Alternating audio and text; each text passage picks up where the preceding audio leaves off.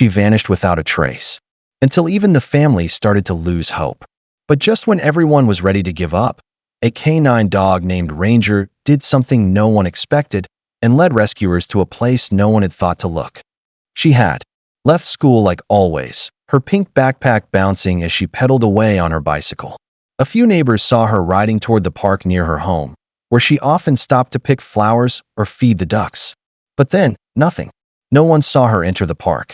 No one saw her leave.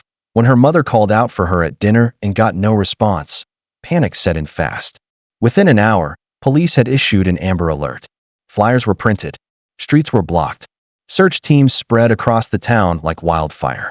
But night fell, and Lily's trail was already going cold. Enter Ranger, a seasoned K-9 officer, a powerful German Shepherd trained for search and rescue. He had found missing hikers, escaped suspects, even survivors trapped under rubble. But this time, something felt different. His handler, Officer Diaz, clipped on his lead and gave the command. Ranger lowered his nose to the ground, sniffed deeply, and took off. Time was ticking. Every hour counted. Lily's mother sobbed quietly on the porch, clutching her daughter's stuffed rabbit. Somewhere out there, a little girl was waiting to be found. And Ranger wasn't about to let her down. By morning, Millstone had transformed into a search zone. Helicopters circled overhead, their blades chopping through thick clouds as officers and volunteers combed the woods, riverbanks, and abandoned buildings. Ranger, the K-9 hero, moved with purpose, but the scent trail kept disappearing. A thunderstorm the night before had washed away most of Lily's trail. Still, he pressed on, his nose to the ground, weaving through thick brush and muddy fields with quiet urgency. Officer Diaz stayed close behind him, watching every movement. "He's got a feel for this," she muttered into the radio though. Even she sounded unsure. They had searched the park, her usual route, nearby construction zones, but nothing. Every lead ended in silence. Every corner turned up empty. Meanwhile, reporters lined the streets, broadcasting heartbreaking updates. The weight of every second was pressing hard on the town. Parents clutched their children a little tighter. Hope began to fade. Ranger suddenly stopped. His ears perked.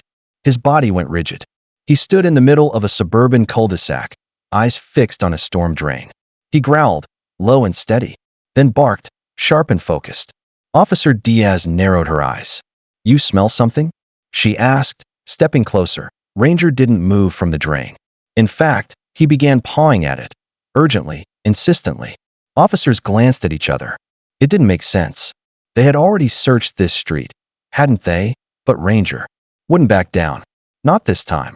Day 2 turned into night, and hope was slipping through everyone's fingers. The command center buzzed with activity, but the tone had changed. Faces looked heavier, voices more tired. The sheriff gathered. The press. "We will continue searching," he said, eyes somber. "But at this point, we are preparing for all outcomes." Lily's parents stood behind him, pale and trembling. Her mother could barely speak. Her father gripped the podium like it was the only thing holding him up. A few feet away, Ranger sat beside Officer Diaz, silent but alert, ears twitching, eyes sharp. He hadn't stopped staring at that storm drain since the day began. Suddenly, without warning, Ranger yanked his lead and broke into a sprint, pulling Diaz so hard she nearly lost her footing. "Ranger, wait," she called, but he didn't stop. He ran straight down a neighborhood block and skidded to a halt in front of the same storm drain he had fixated on earlier. This time, he wasn't just barking. He was howling, pawing at the grate with frantic urgency. A few officers nearby turned, skeptical. "We've already cleared that street," one muttered. But Ranger's body language said otherwise. He was trembling, not with fear, but determination. Officer Diaz knelt beside him and pressed her ear. Near the grate. At first, nothing. Then a sound. Faint. Soft. Almost impossible to catch. A whimper. "We need to open this drain now," she shouted. The team leapt into motion. And just like that, the race against time turned into a rescue. Officers rushed to the storm drain, tools in hand. The moment they pried off the rusted metal grate, a wave of cold, damp air escaped. Flashlights cut into the darkness. A narrow tunnel stretched below, just wide enough for a child. Someone was down there. "Lily?" Officer Diaz called gently. A pause. Then, a faint cry. Yes, came the tiny voice, barely audible. Help! Everyone sprang into motion. A rescue worker volunteered to crawl in. Carefully, he slid into the narrow tunnel, flashlight clenched between his teeth. Minutes passed like hours. Finally, he shouted back up. I see her. She's alive. Gasps erupted above ground. Ranger barked once, then sat, tail thumping slowly. It was as if he already knew. Lily had fallen into the drain while chasing a stray kitten she had seen near the park. One wrong step, and she'd tumbled into darkness, too deep for anyone to hear her cries, too hidden for drones or volunteers to see. She had survived on rainwater trickling in from above and the warmth of the kitten curled at her side. It took nearly half an hour to get her out safely. When she emerged, pale and shivering, her mother collapsed into sobs. Paramedics wrapped her in blankets, checking her pulse and vitals. Despite dehydration and mild hypothermia, she would recover. The cameras clicked. Reporters cried. But Ranger just stood there, ears perked, watching her. He hadn't saved the case, he'd saved her. Lily was rushed to Millstone General Hospital, her tiny hand gripping a paramedic's glove the entire way. Her vitals were weak, but she was conscious, and she kept whispering one name over and over again. Ranger. Ranger found me. Doctors confirmed she was severely dehydrated but stable. No broken bones, no infections, just exhaustion and a quiet, overwhelming will to survive.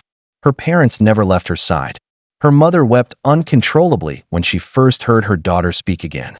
Her father, usually a stoic man, kissed Lily's forehead and thanked every nurse who passed.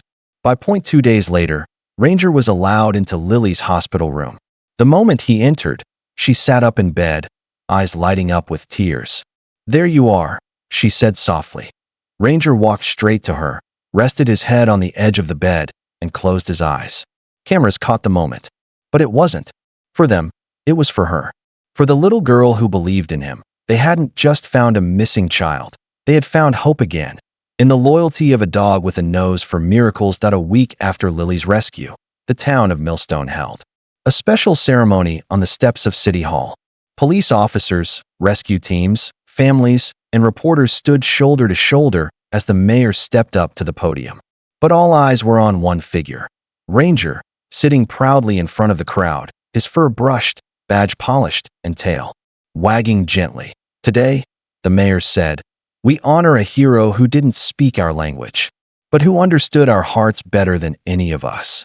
She bent down and fastened a special medallion to Ranger's collar. K9 Valor Award for exceptional bravery and service. The applause that followed was deafening. After the ceremony, Lily's parents wrote a letter to the K9 unit. We owe you our lives. But more than that, we owe Ranger our daughter's future. He is not just a dog. He is family. Ranger returned to active duty, but everyone knew he wasn't just another service dog anymore. He had become a symbol of hope, of loyalty, of never giving up. In an interview weeks later, Lily was asked what she remembered most. She smiled softly and said, when I was scared and cold, I knew someone was coming. Because I believed in Ranger. And he believed in me.